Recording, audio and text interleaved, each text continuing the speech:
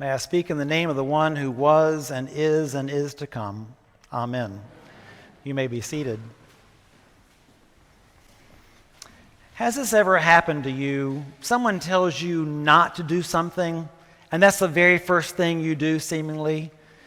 You know how it is. You'll tell your spouse or someone in the house, don't open the kitchen, don't open the oven, or don't go in the utility room. And 20 minutes later, that man who has not opened the oven for 20 years is over there opening it up. Or 5 minutes later, that person who hasn't been in the utility room for 50 years is over there rumbling around like, wait, I told you not to do that one thing, and that's what you're doing. If you've experienced that, then you may have an understanding that our gospel lesson today. Because Jesus is very clear. He is telling them, do one thing. What is it? Stay awake. Stay awake. You all got it. You all got it. But if you look at the very next chapter in Mark's gospel, there Jesus is in the Garden of Gethsemane with his disciples. And he goes away to pray and comes back, and you got it, they're all asleep. Not once, not twice, 3 times. So usually we don't hear that passage this time of year. But if we read only this passage and don't get the context of it, then we miss how that passage is connected to this one. There's also another connection. Those times that Jesus talks about in the parable, at evening, at midnight, at cockcrow, in the morning, those parallel the exact same phrases that take place in the Passion narrative. In the evening, at midnight, at cockcrow, in the morning, and different events take place there. Jesus' betrayal, Jesus' handed over to Pilate. They come to arrest him at those very same times. It's as if the writer of Mark is reminding us that this passage is a mirror or reflection of the Passion passage. So as we hear that, we can think about these words about the end of time, the sun being darkened, the moon not giving its lights, the stars falling, and all these things taking place. We might just need to remember that the mystery of the eschaton, the end, is somewhere within the mystery of the Passion. That there is a connection there between what we see God doing at the end of time and what we saw God doing in giving up his life on Calvary.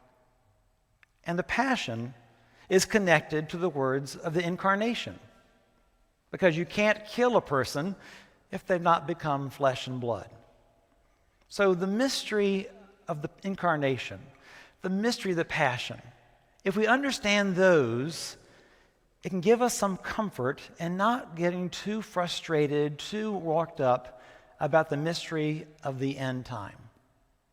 Perhaps it's like this.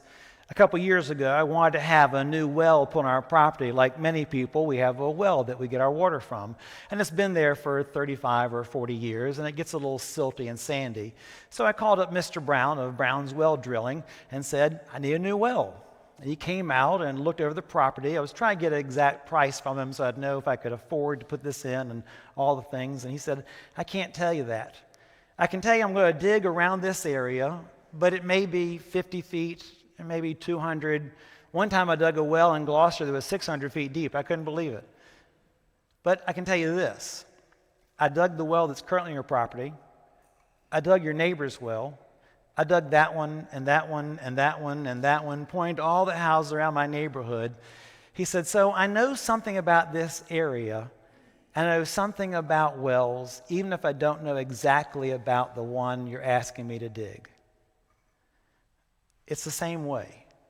If you know something about the Passion, if you know something about the Incarnation, those two mystical, wonderful things about God becoming flesh, giving up all that Alpha and Omega stuff and becoming flesh and blood, if you can understand or pray on that or enter that mystery, and if you can understand or enter the mystery of that strong man who could do all things, but gave up all to die his last breath for you and I, if you've got those two down pat, or if you're working on them or have some idea, then don't worry about those days that are talked about in our gospel passage.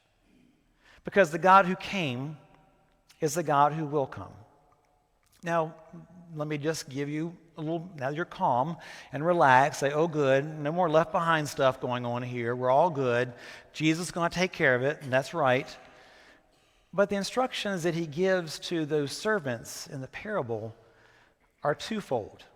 Do your jobs and stay awake and wait. The Episcopal priest Fleming Rutledge will tell us that this has two different modes in it. One is waiting. The other is staying awake and being active, being ready. The waiting is very passive. The being active is very active, of course. And by both of these, we're called to bring our whole self to the occasion. Now, waiting, I think we're all pretty good at waiting, some better than others. We've waited for the bridge to open again or close again, depending on whether you're on a car or a boat.